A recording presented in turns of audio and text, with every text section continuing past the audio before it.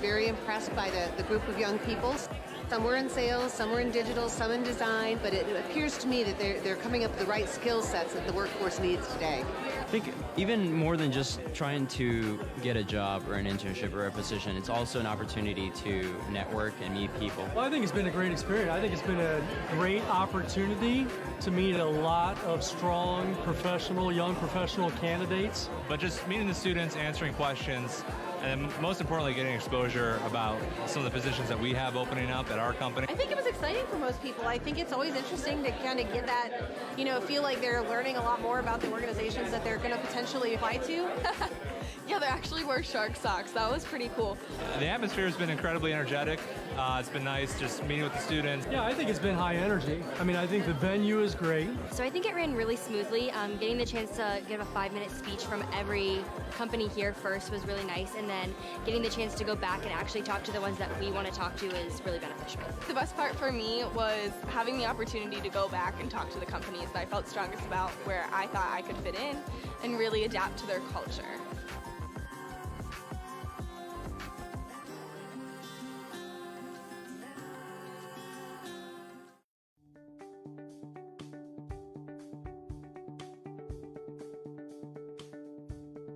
My first job after college has been at Rosetta as a project manager. Prior to that, I was at the Cleveland Indians in an internship role for a couple of years, and in that I was actually focused in their merchandising distribution. So it was a bit of a different role in terms of marketing, my background in the University of Akron and my major, but I gained a lot of experience particularly in working as a team, managing people, and prioritizing and understanding what challenges I and my team faced every day, and making sure we're prioritizing and tackling the most critical pieces first. Because in any career, you're going to face a lot of different tasks and challenges, and you need to understand which are the most important, and likely you're going to have more work than you can tackle at one point in time. So you really need to be able to understand what is the best use of my time. And that's, to be honest, one of the biggest things that I developed in my time at the Cleveland Indians, as well as just building upon my skills to build relationships. So I developed a lot of those skills here at the University of Akron, whether it was with professors or fellow students or faculty.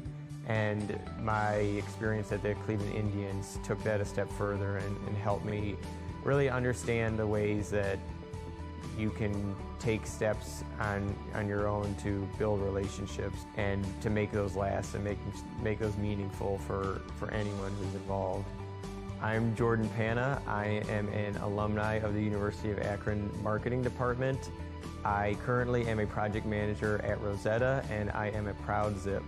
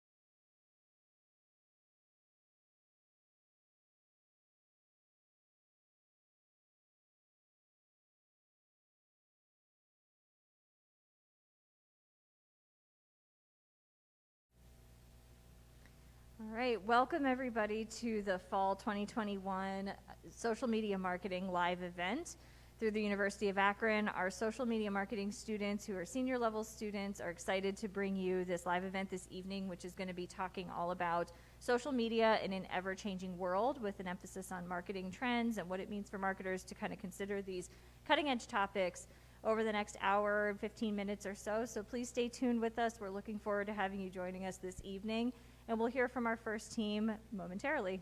Thanks.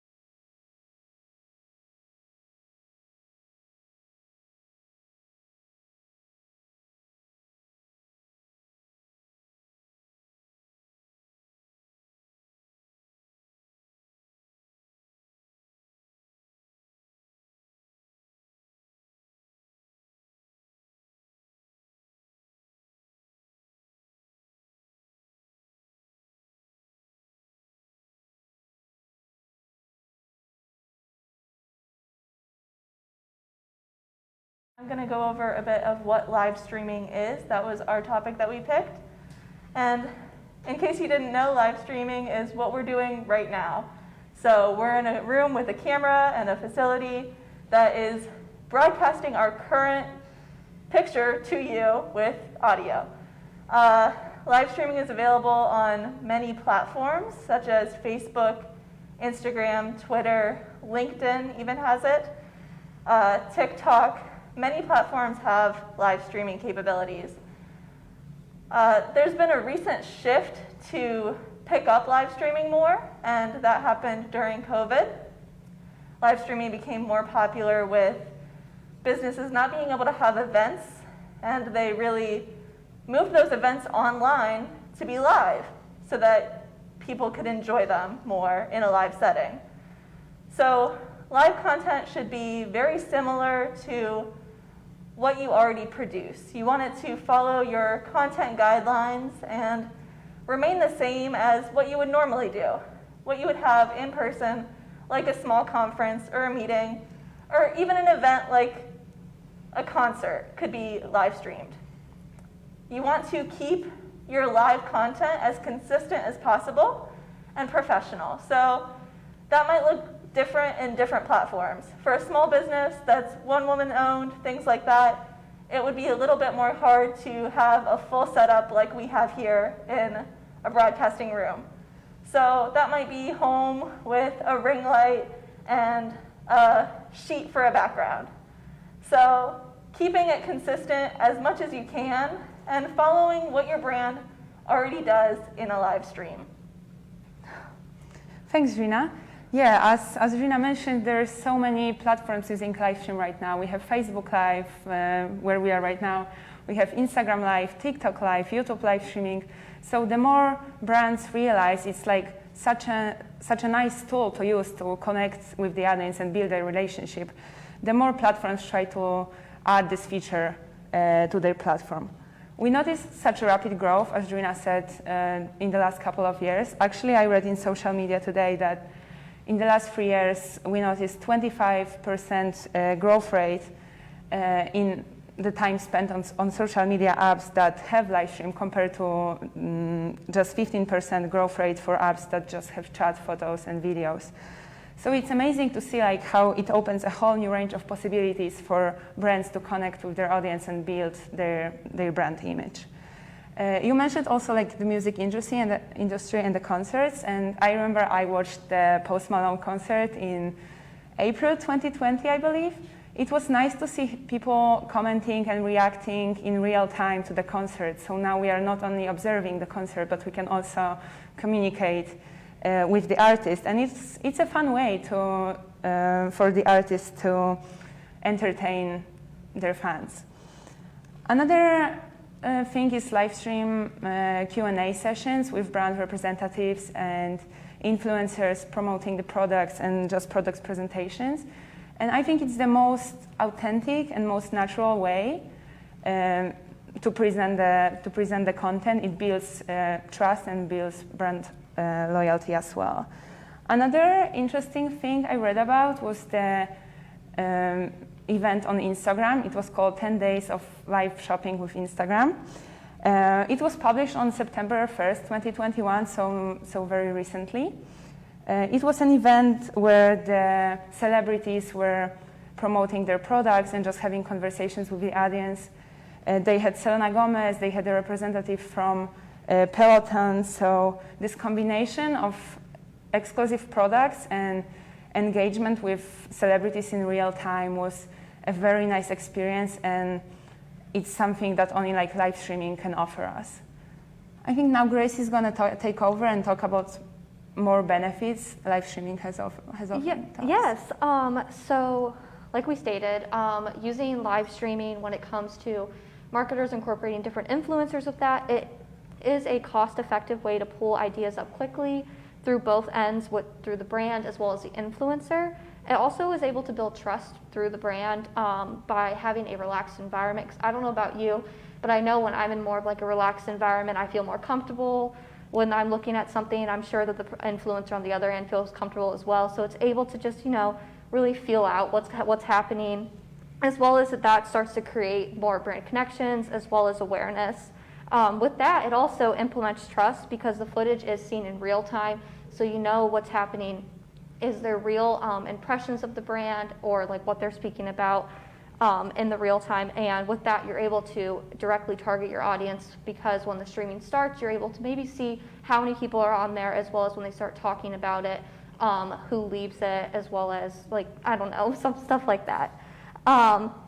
So when it also comes to streaming, there is a difference between streaming and a sponsored post. It increases brand loyalty. So like I said before, you're able to target your audience in real time and seeing who stays on the stream. A great brand that would be able to use this is skincare brands, because when you're doing the stream, you're able to use the product in real time. So when you put on the product, the audience is able to exactly see the person using it and get their real reaction to it. Another great tool when streaming is you build connections. You're able to talk to your audience as well as the audience is able to talk to you and really feel as though you're having a legit conversation with them. And with that, you can even invite someone to join your live stream. I've done it with one of my favorite content creators on Instagram Live. He invited his fans to request to join the live, and you get to come on and ask a question or two, and then you'll leave the live and join back. So it's really fun to have those personal one-on-one connections with not only brands, but content creators as well. And live streaming is such a wonderful tool that I hope you have learned a good bit about with us sharing with you, and you might know how to better use it to help your brand and see it moving forward, because it's here to stay and a really awesome tool to use.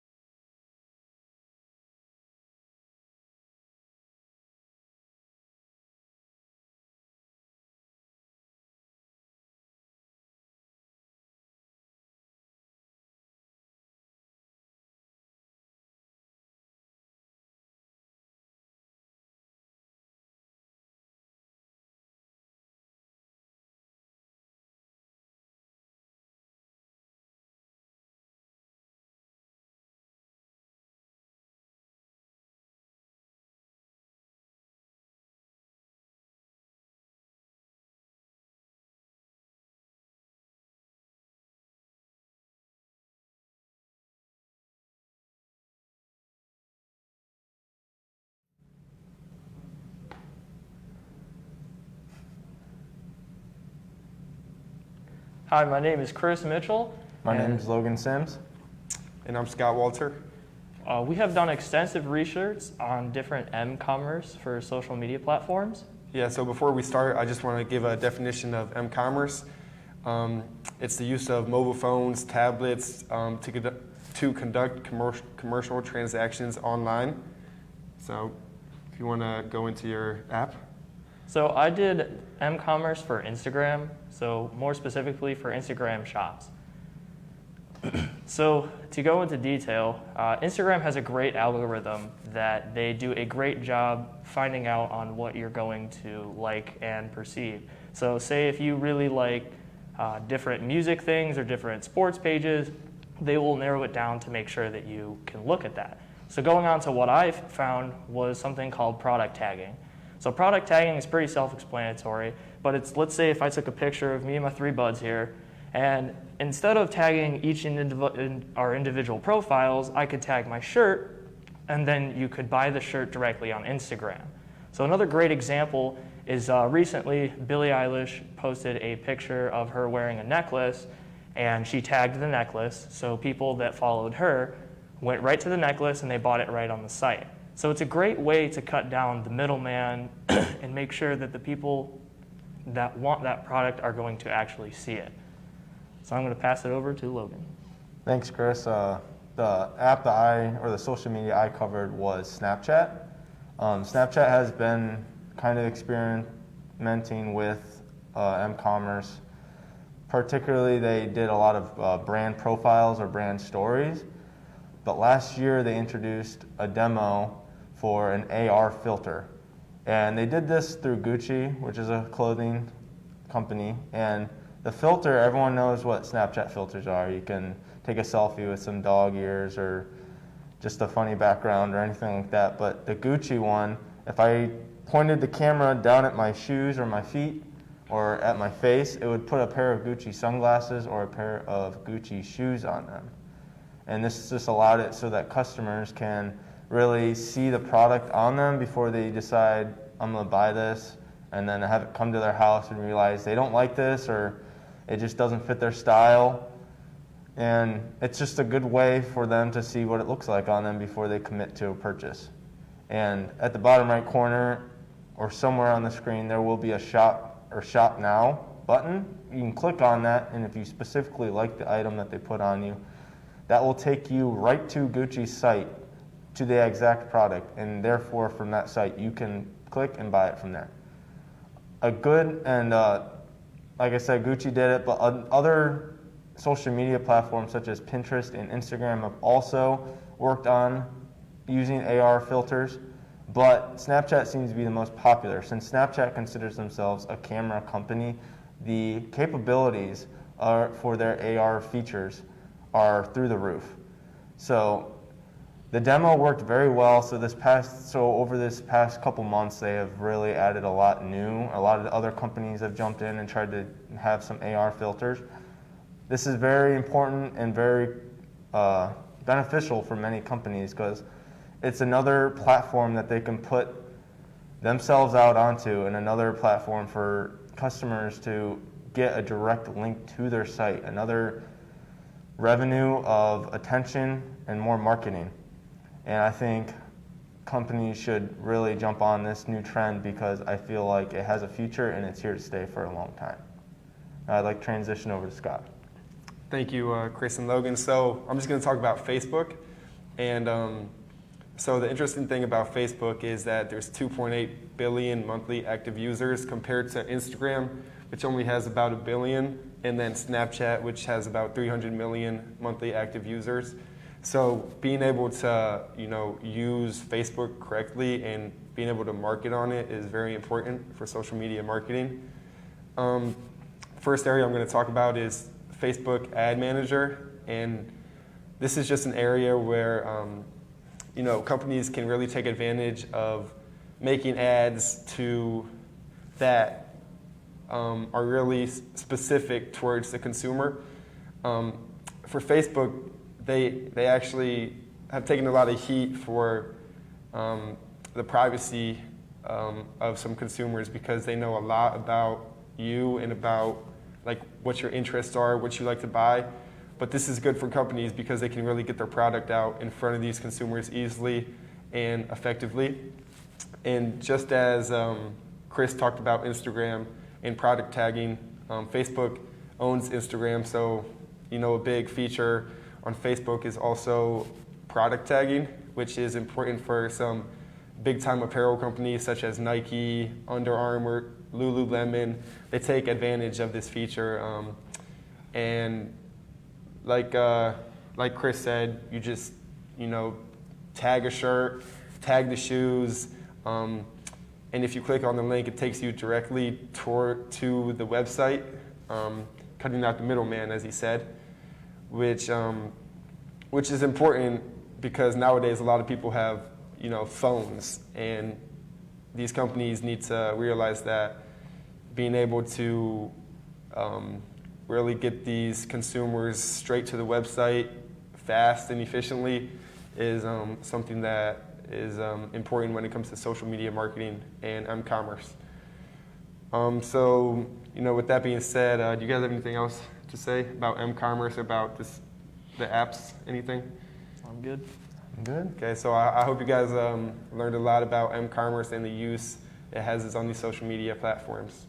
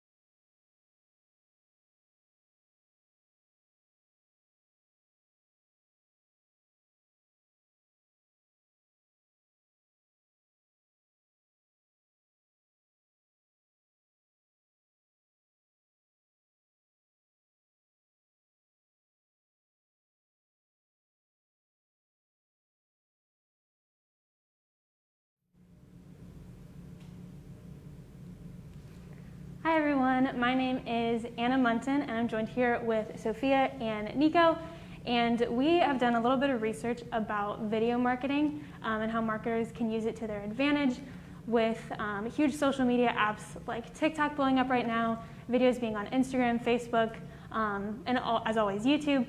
And more specifically, we're going to talk a little bit more about short video marketing.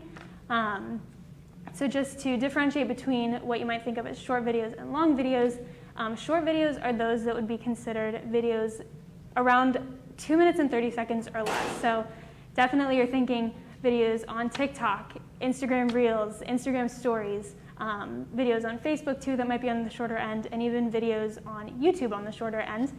And these videos specifically, they're becoming more and more popular. You're seeing more and more videos every day. I know I have recently.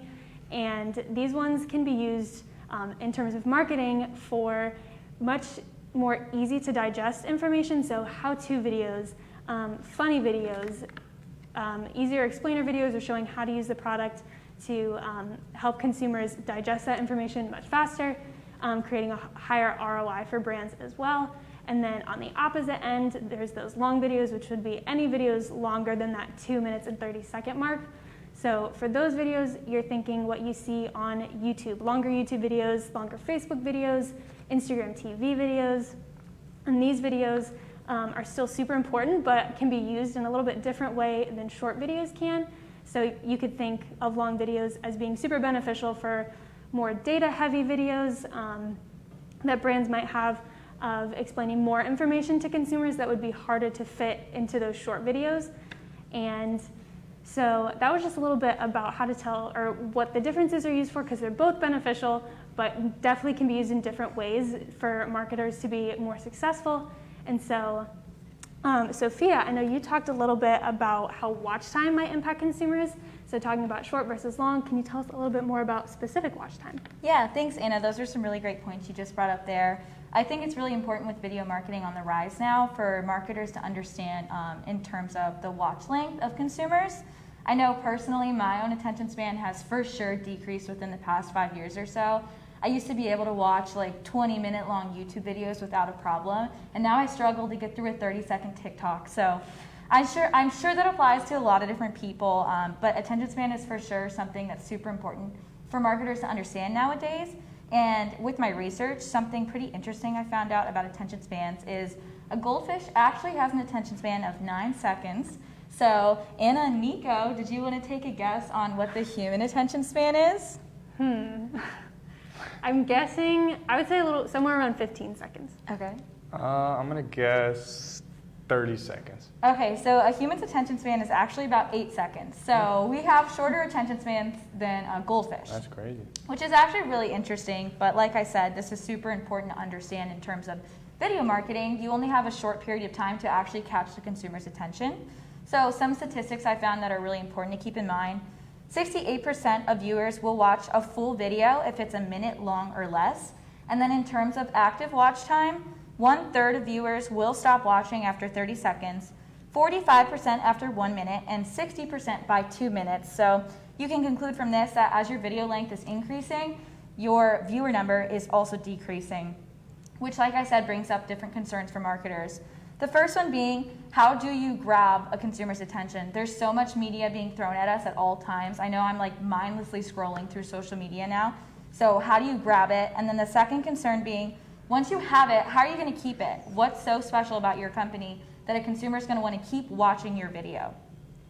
I think there's a few different approaches that people can take when it comes to this, but one of the most important ones is you have to fully understand your target customer. And once you understand them, you can gear your content and also make sure there's that clear call to action so they know what to do in terms of your video.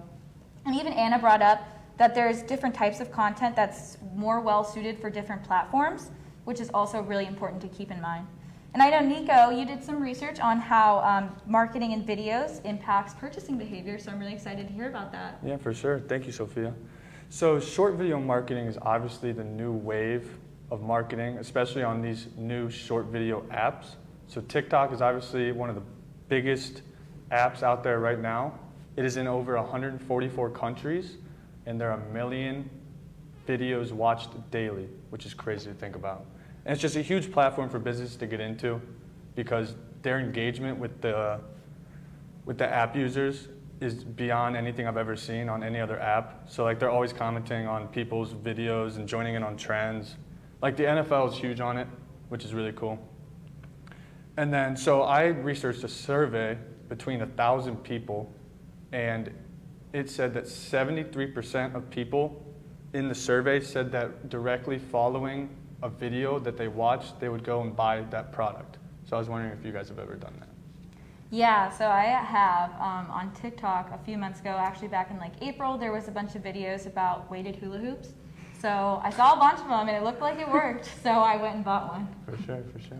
Yeah, I actually didn't think that I had, but I remembered that a few months ago, just before moving back up to Akron for school, I got a TikTok video and it's about closet organization, and I knew I was going to have a smaller closet here, and it One of the products, I was like, ooh, I really could use that, and I did end up buying it. Yeah, for sure. And they always do sales as well on TikTok, so like a swipe up now or anything like that. So I'm big on clothing, and whenever there's a hot sale, I'll go and buy that right away.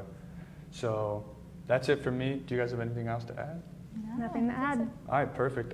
We are very excited to hear about the next group. Thank you.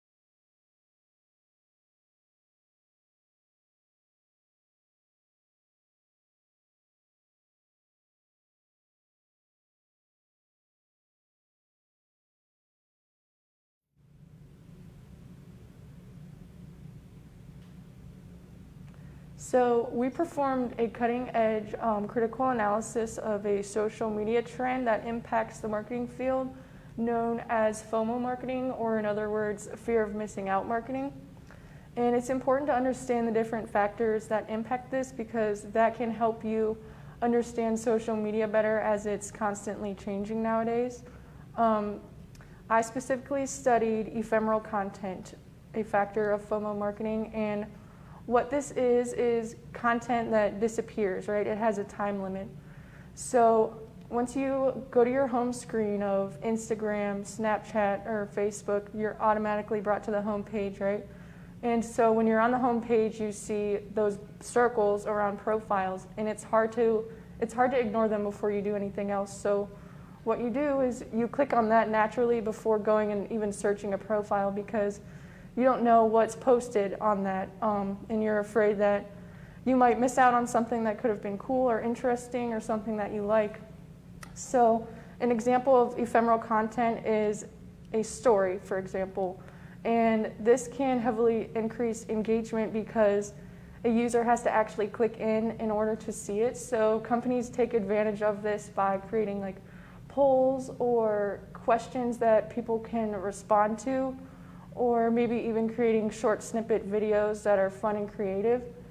And I actually even did a little bit research on Statista, a marketing and consumer research base, and it showed that there's actually been an increase in demand for short videos, and that's actually directly related to a decrease in attention span nowadays of consumers. So what this means is people are constantly being blasted, more so than ever, with advertisements for small businesses or products in general. And so ephemeral content is just a creative way to release snippets to keep their attention, because if you're on someone's story, it's not going to be like a 10-minute long video. It's going to be short, and they're already looking for that content in the first place. So it basically just trains the mindset of your consumers to be fearful of missing out on something.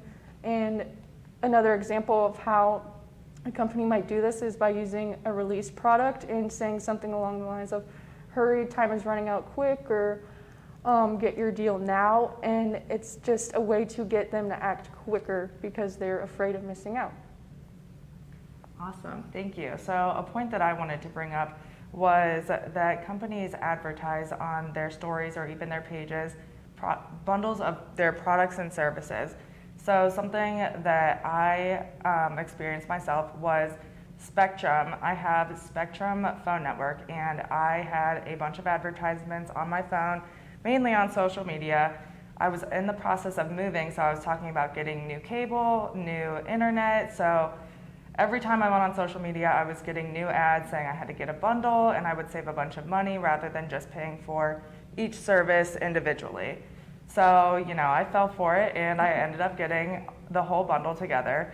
And another example that I wanted to bring up, and I'm sure you ladies can both agree, that when we are online shopping, mainly for clothes for me, I started to put all my favorite items in my basket, and there's a little timer that pops up, which is something that she had mentioned, saying that, you know, if you spend $50, you can get 10 to 15% off and get free shipping. So, you know, I'm in my cart trying to get it as fast as I can to get that checkout and get my my discount and that free shipping.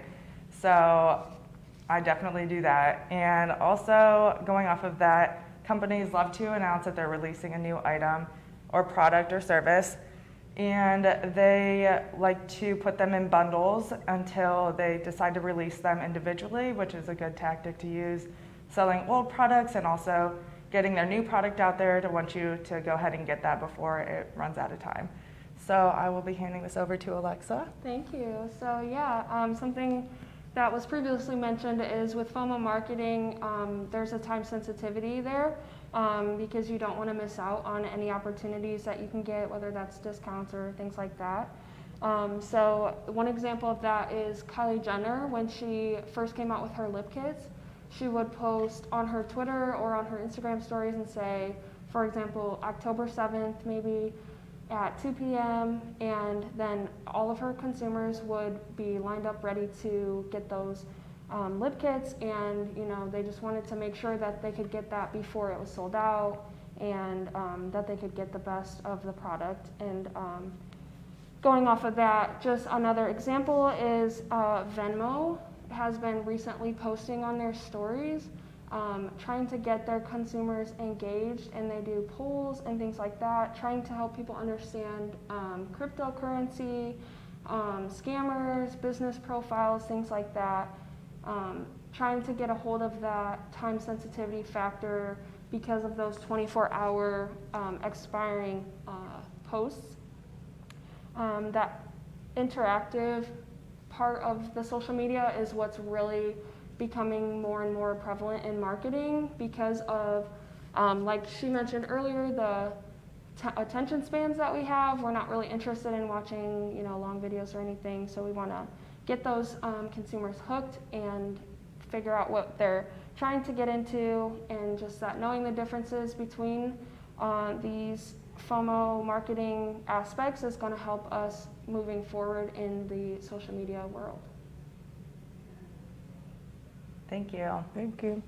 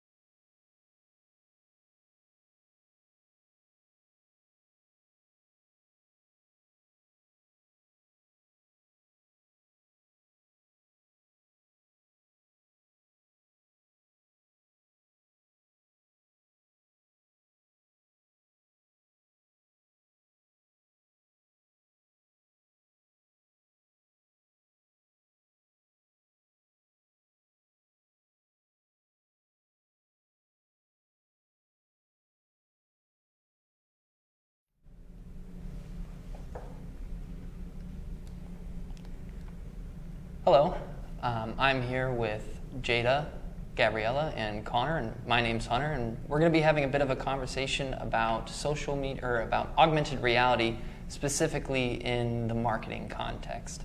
To give it a quick definition, augmented reality is essentially the use of cameras on mobile devices to either virtually alter the appearance of someone or something, or to physically visualize an item in a 3D space.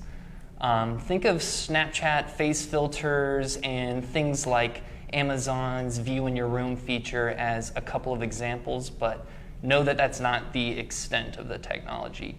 So companies are in great numbers starting to implement this tech into their social media marketing strategies for a number of reasons, but probably the most prevalent is in a world stricken by global pandemic. A lot of consumers have shifted online, and marketers are looking for interesting and engaging ways to create memorable experiences for consumers. So with people shopping online, I mean, think of ways that consumers are trying to still get that physical experience with an item, but through their phone. So the tech is starting to explode just because marketers need to get consumers a way to feel for their items that they're buying online without actually being in a store. And there's a number of different ways that the tech is being used currently, but it's interesting to see how it can go in the future and how people will continue to utilize it in new and different ways.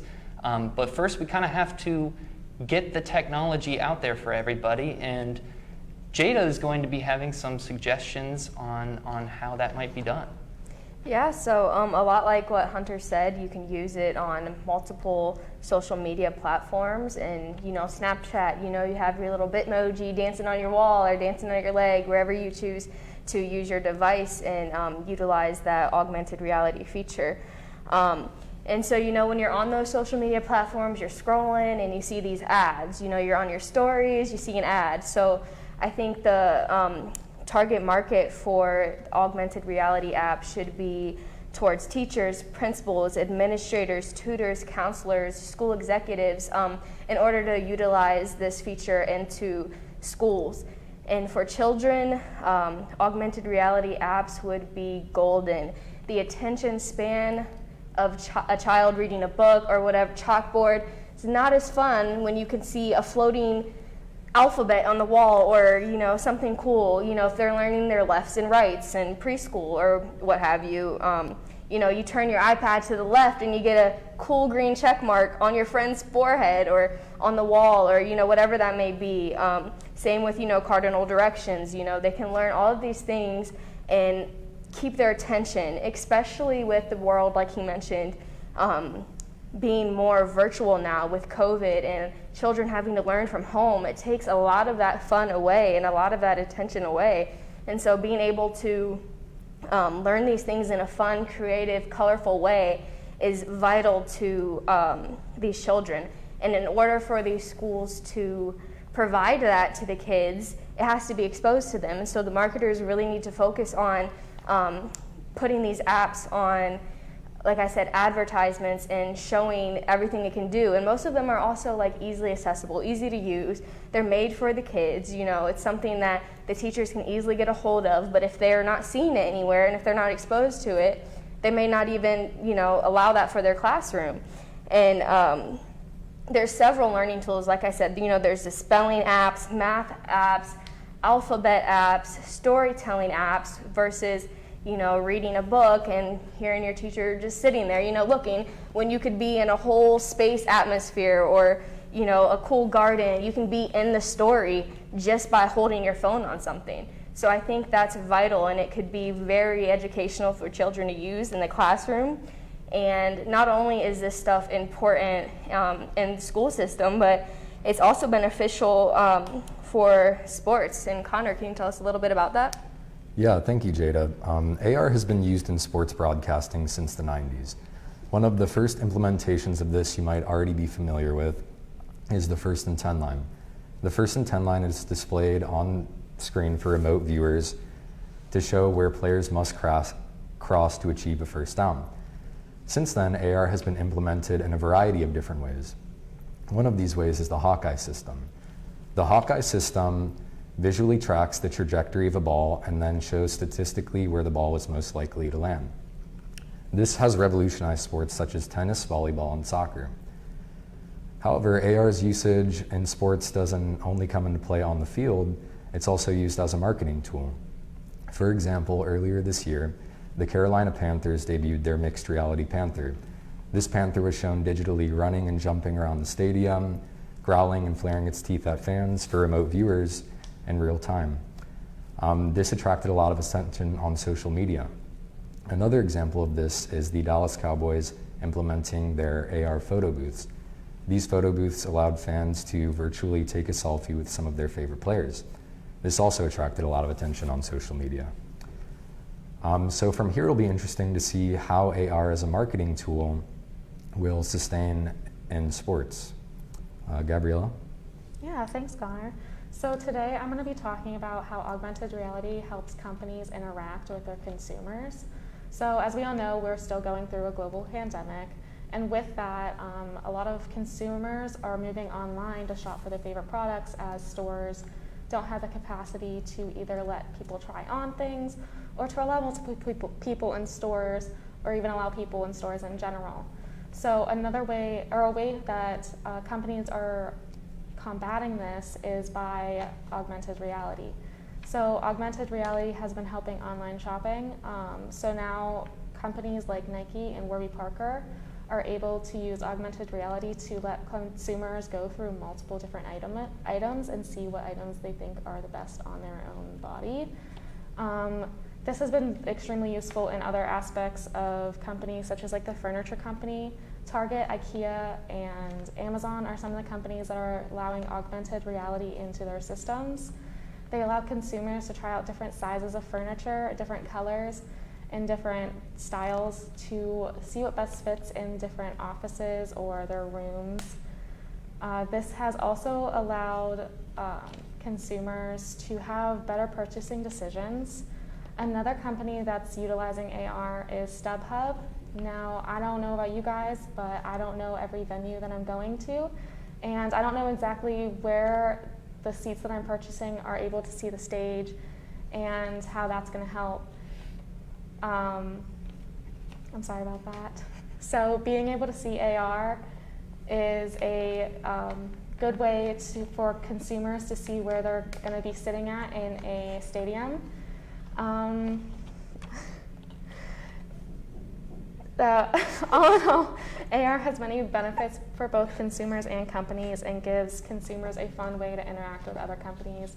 I want to thank you guys all for taking the time to listen to our talk about augmented reality. Thank you.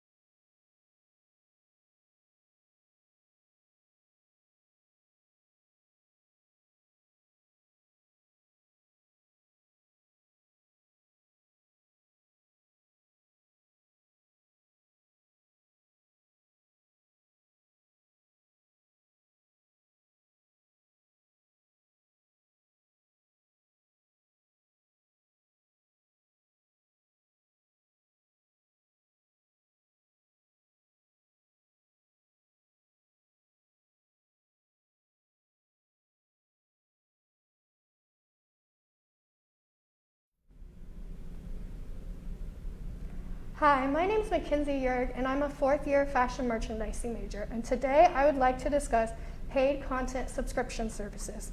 Content subscription services allow for companies and brands to stream their products and content online and give users access to the content anywhere and anytime. Consumers typically pay to view the content and can upgrade to get access to even more content on different streaming subscription platforms. These services have surged in popularity in recent years, with many different companies and brands utilizing its power and reach, especially due to the COVID-19 pandemic, when a lot of businesses and companies had to turn to online platforms in order to sell and market their products. Staying inside became necessary, so brands and companies turned to the online sphere, and consumers turned to the online sphere to purchase their products and see what companies and brands were doing during this time. Consumers especially like content subscription services because they're super convenient and easy to use, and they're also relatively cheap when you consider the amount of content and products that you can actually get. Like, think of, like, Netflix is a content subscription platform where you pay $10 a month and you can see hundreds of movies and TV shows anytime, anywhere, as opposed to going to the movie theater and paying $10 for a ticket to see one movie and paying for $20 worth of candy and popcorn while you're there, where you could be at home and you could have takeout or cook and have whatever you want while watching tons and tons of movies for free. A marketer should really capitalize on this by engaging their consumers to promote customer loyalty, because when they do this and they retain customers, this can generate reoccurring revenue through subscription pricing. I think it's at least important for marketers to become aware of content subscription platforms because they are becoming more prevalent in consumption right now, and the younger generation really is turning to subscription platforms for their content, and people are shopping increasingly more online every day. As consumers use these services, more companies and brands are beginning to experiment with different services that these platforms provide, and the technology that is used, and how it can generate a different type of revenue for them and create a more loyal and consumer base for them. Thinking of my fashion industry, fashion shows have become really extinct recently after the pandemic, with people not being able to go and see the shows in person. So if you put shows online for like Fashion Week, consumers could pay a subscription price to view the shows, and then they can see shows in person. Even consumers like me, where we couldn't before see fashion shows, you can create a whole different revenue for these fashion shows by utilizing this software. And that's only one example of how this software can be used. Here's Matthew with an example using the Twitch streaming platform. Yeah, so Twitch is like one of those platforms that hasn't been around for too long. It's only been around since 2011. And with more people being at home because of the pandemic, like it's been like on an increase because of like people's jobs becoming more at home. So there's more free time because there's like you have to like incorporate like less travel time to work. So people get more free time at home. So they've been going to different streaming platforms. So Twitch is like in total has over 1 trillion minutes watched, which is a ton of time. And on average, there's about 3 million concurrent viewers with over 200,000 concurrent streamers at a time. One thing that's like interesting about Twitch is like the wide variety of streams that like are on Twitch. Like you have like video games, talk shows, news ones. There's even arts and crafts. So Twitch is more than just like for playing video games, which is its most popular thing. So one thing that's like cool about Twitch is like the marketing that's available for Twitch. Currently, Twitch is like a free platform, but for the more popular streamers, they have ads unless you have your subscription to their content, which is I think only an average of $4.99 per subscription. So it's not really too much to subscribe to one's channel. But one thing that's like really cool about Twitch is that's like not like utilized within like the marketing world is like the availability of content that like you could provide for like content creators. So like mostly like right now, like the main providers for content on Twitch for marketing is like video game products and gaming chairs, but like there's like you can go like beyond what's available currently, because like there's people that do like arts and crafts, and I don't think like arts and crafts companies like utilize like their marketing, because a good way to like get like your content out there is like through views and like seeing people use products to see if like they can be used for their personal use. And I feel like Twitch is like one of those like platforms that's like great for like companies that they could utilize. Like I've done like had like companies like talk about like recently one of the companies like I got to meet with was Sherwin-Williams. Is like a paint company, but I also learned like they go beyond like paint.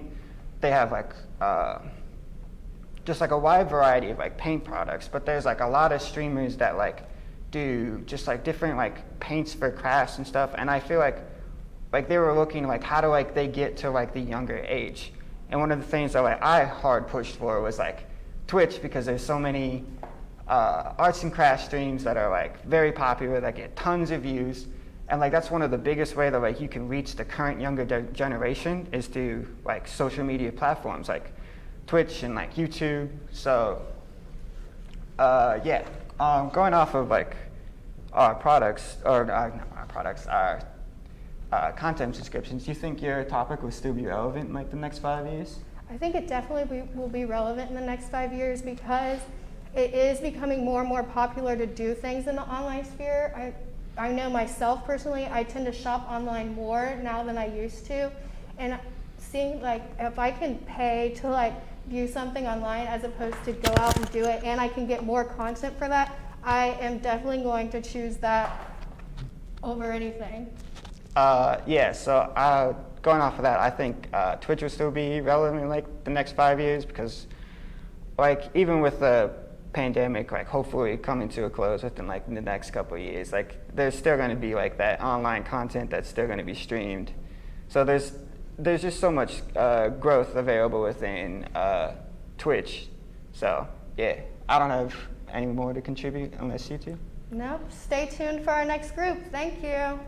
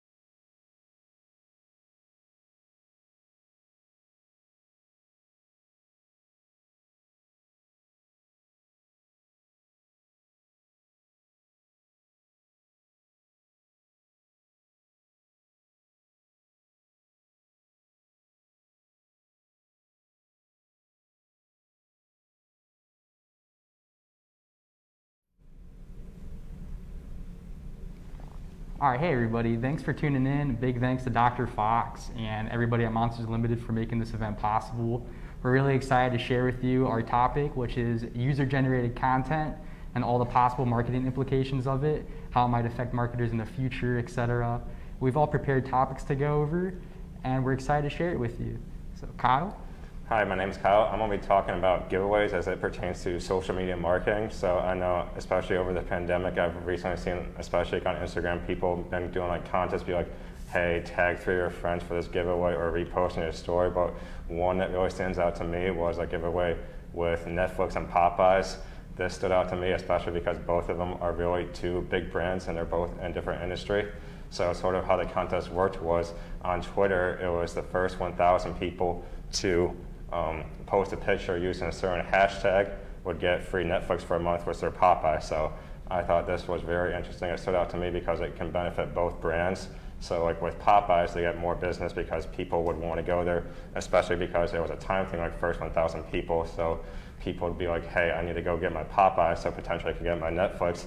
And then 2, it was good for Netflix because they could get more business, so they give people a free trial for 1 month. So if people still enjoy it, potentially after that single month, they could want to do it again. So it really benefited both brands. And then I'm going to pass it on to Elizabeth, and now she's going to be talking about hashtags. Thanks. So similar to Kyle's topic, hashtags can be a very powerful tool. Although the function of a hashtag has been around for over a decade, it's only recently become a very integral part of a marketing campaign within social media. You may ask yourself why. Hashtags can be used for several different ways. The first way, of course, is that it's usable throughout all the different platforms: Instagram, Facebook, Twitter, TikTok. And then you can use this to generate content and make a much more audience by using the social media platform algorithms. This is able to take the feedback from users that create more patterns and see what they're interested in, and then connect your content post through that. Another way that you can use this is to create more brand awareness, and then that will encourage your users to have more interactions or conversations through your post. For example, Dollywood Resort decided to create a hashtag campaign, and they asked their followers to share their stories and their experiences by linking the hashtag Dollywood. Within 60 days, they saw an increase in their website transactions and that led to a $30,000 revenue increase. And within 5 months of implementing this campaign, they saw that their website interactions increased again, and then the rate of it increased again to another average of 31%. Not every brand will see this kind of results so quickly, but if you want to stay relevant and grow within social media, using the correct hashtag is very important. Next, Tyler will be speaking on the use of crowdsourcing within social media. Hi, I'm Tyler, and today I'm going to be talking about how businesses can use crowdsourcing to increase user-generated content. Now, for those that aren't aware of what crowdsourcing is, it can be defined as a way businesses can get consumers' help through the internet to create things like get fresh new ideas or complete microtasks. And these ideas or microtasks can be submitted through things like emails, a PO box, or they can be shared through social media using a hashtag like Elizabeth just talked about.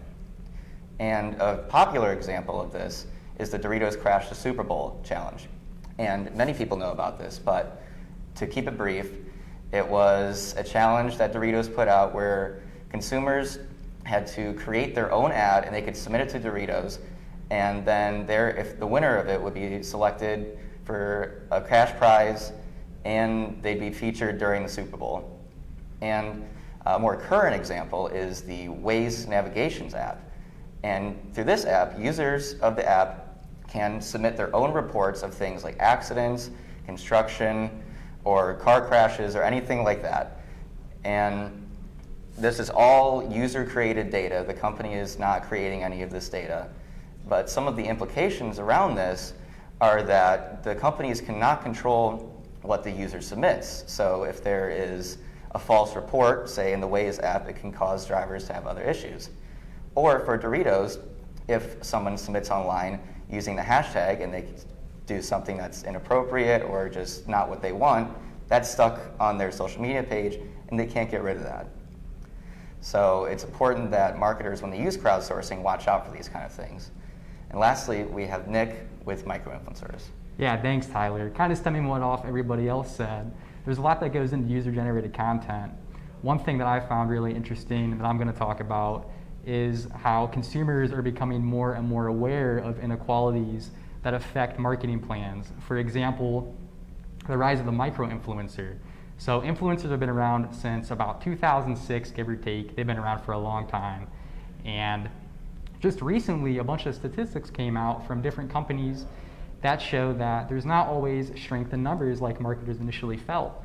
So the prior traditional method marketers would do is they would find a big Instagram account, Facebook account, whatever, a large follower base, usually 100,000 followers or more, and they would pay them to advertise a product, to spread brand awareness, etc. But something that's shifted is how consumers view this and their feedback to it. As I mentioned, the micro-influencers, it's becoming more and more normative for marketers to switch to using them. And by definition, a micro-influencer is any account on any social media that ranges from 5,000 to 20,000 followers. And the reasons behind this, marketers believe, is just because there's an inherent amount of trust and authenticity that's built within micro-influencers that these larger profiles don't condone very well, or it can spread easily, I should say. This applies to celebrity profiles too. It was traditional also, big accounts. Marketers would also find celebrities that have large followers. But like I said, it's shifting. And the statistics are pretty crazy when it comes down to actually how much micro-influencers affect accounts or companies as opposed to the big accounts like I was talking about. It's something like 22 times more likely to have engagements and conversions via the use of a micro-influencer than a large-scale account. And it's pretty crazy to think about. You would think, like I was saying, strength in numbers, the more followers you have, the more engagement you would get, the more click-throughs, et cetera, potential conversions if your aim is to sell something. The bigger the voices that says it would sell better, but that's not always the case. And it's really interesting to see how marketers are taking this new information, what they initially thought of, in the ever-changing world of social media and applying it. I think we're going to see a lot more people in the future start to not only utilize micro-influencers, but also nano-influencers, which is even a smaller subset of a micro-influencer. This is anywhere from account sizes 500 to 5,000, so even less than that. And then there's actually a different category of even smaller accounts where it's real niche, like subgenres of something like real specific video games where people will market out if that's like the audience they're going for. And as I was saying before, the whole reason marketers believe this is a thing is just because consumers are smart and have a good moral complex and ethical complex. And it doesn't really, if you're trying to sell a product and you have Dwayne "The Rock" Johnson or somebody, for example, trying to sell a health product, consumers see that and they pick up on, well, there's probably a lot more going into it than he's just taking a detox tea or something, that sort of thing. As opposed to if you find a small account that has 20,000 followers and it's somebody who follows fitness, has a fitness page, has a tight-knit community built around them on Instagram or whatever social media platform it is, they see this, they have inherent trust, they probably have more real interactions, whether it's the users are commenting and the actual account creator or the person who's pushing the product responds to them, etc. There's a lot more instant feedback that just translate a lot better. And COVID-19 really exemplified this.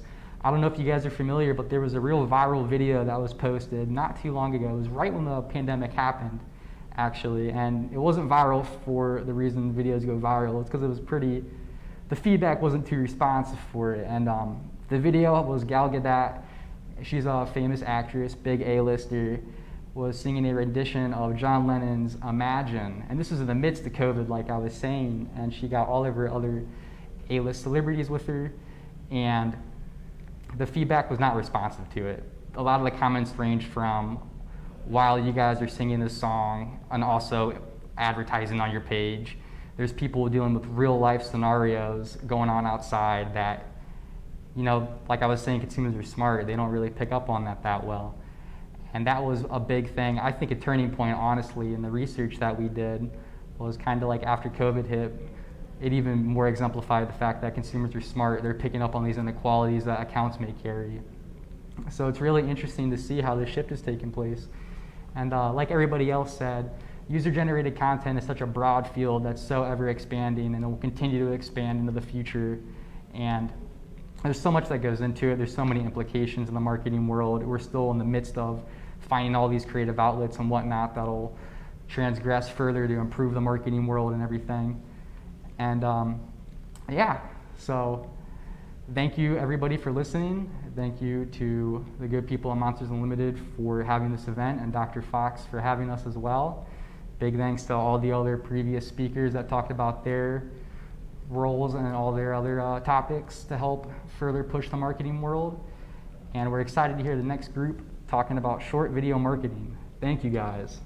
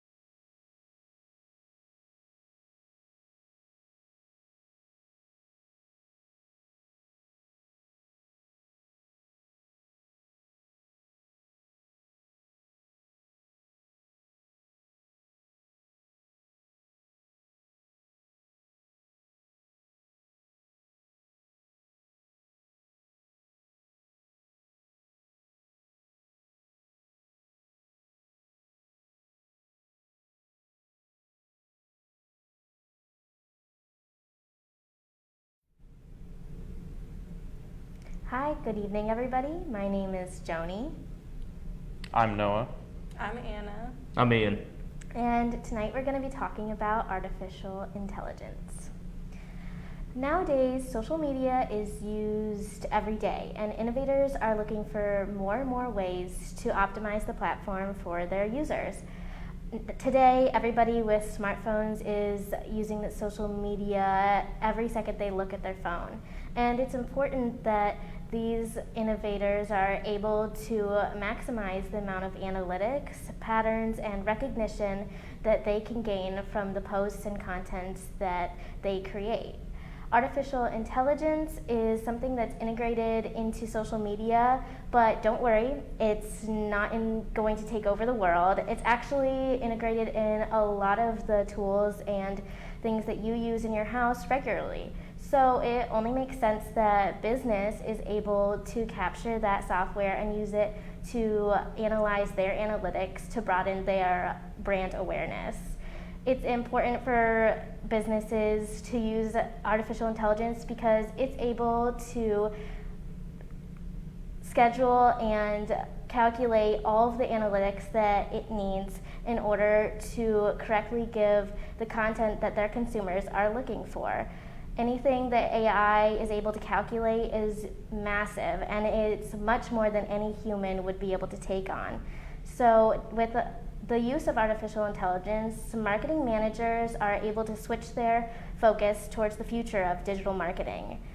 Business is notorious for being behind the trend in social media, and now there's more opportunity for marketing managers to focus on being new market leaders in new social media trends and platforms that are coming on the market. And as Joni said, AI is increasingly helpful to businesses marketing to consumers today, and one way they can take advantage of that is through algorithms. So computer-generated algorithms decide what content to push to consumers, as well as how much of it. And this really is helpful to businesses when they utilize this correctly, but can be very detrimental if they are not using all the hacks and tips to use the algorithms correctly.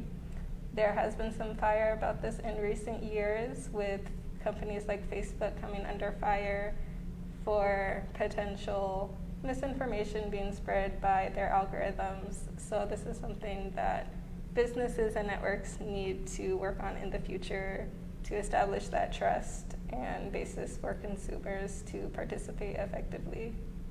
Yeah, and then kind of going off of what she talked about with algorithms is this idea of predicting what kind of content marketers can put out on social media in order to kind of ensure people interact with it instead of just scroll on by it. So I kind of looked into this idea of using predictive analytics along with artificial intelligence in order to achieve that. So the way that predictive analytics kind of works along with AI is it'll look at the past to predict the future. So it'll look at historical data such as, past website visits, past interactions on different posts, past Google searches or Bing or, whatever. So past activity online, it'll take that, run it through a series of algorithms, and then you'll end up seeing those posts while you're scrolling through Facebook, Instagram, Twitter, even on YouTube you can see it. So for example, say you're Googling things that have to do with hunting. You're Googling where to hunt, you're Googling laws about hunting, equipment for hunting, etc.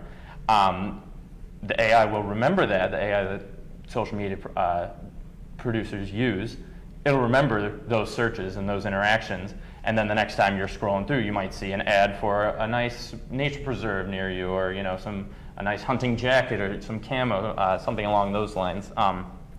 I've experienced this myself. I Googled Chegg one time, and then that's the only ad I see on YouTube for the next month. So it's effective. It really gets the word out there, and then, like I said, it increases the chance that people won't just scroll by. They'll actually interact with it, and it'll resonate with them.